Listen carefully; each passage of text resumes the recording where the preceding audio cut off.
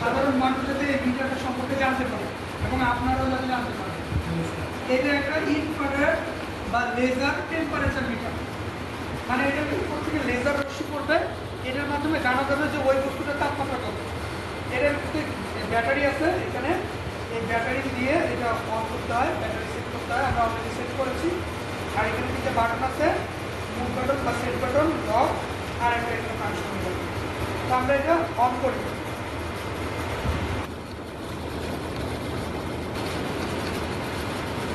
এই যে ফাংশন দিলাম, এই লাইটটা দেখেন, এই যে এটা হচ্ছে এই লেজারটা পড়বে, এই দেখেন এইটা হাতে দিচ্ছে, এই জায়গায় হাতে দেখা যাচ্ছে না, মানে এই লেজারটা যে জায়গায় পড়বে ওই জায়গায় কত টেম্পারেচার ওটা দেখা যাবে। আমি জাস্ট বোঝানোর জন্য হাতে দিয়ে দেখালাম।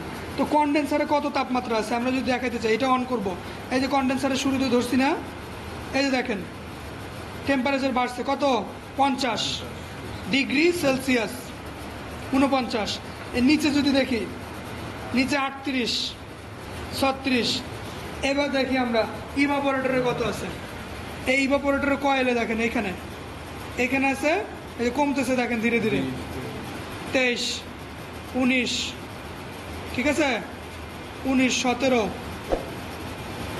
20, 22।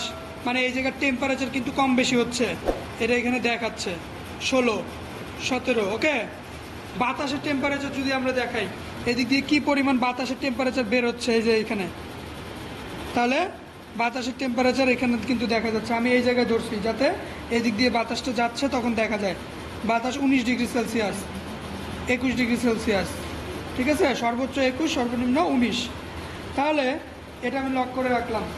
তো এইভাবে কিন্তু আমরা টেম্পারেচারটা জানতে পারবো, কোন জায়গার টেম্পারেচার কত আছে। এটা দিয়ে আপনি এই লেজার লাইটের মাধ্যমে বুঝতে পারবেন যে কোথায় টেম্পারেচার কত আছে। এই রুমে কত টেম্পারেচার আছে যদি আমরা দেখতে চাই, তাহলে এই যে ছাড়লাম লেজারটা, মানে এই যে টেবিলের উপরে, টেবিলের টেম্পারেচার 1 ডিগ্রি করতে। ক্লিয়ার? এখন অ্যাভারেজে যদি আপনি দেখতে চান কত আছে, ম্যাক্সিমাম মিনিমাম এখানে ফাংশনে সেট করে দেখতে পারবেন সর্বোচ্চ কত, সর্বনিম্ন কত। ভিডিও ভালো লাগলে দর্শক কি করবে, লাইক, কমেন্ট আর শেয়ার করবে, চ্যানেলটি সাবস্ক্রাইব করবে, নোটিফিকেশন অন করে রাখবেন। ধন্যবাদ।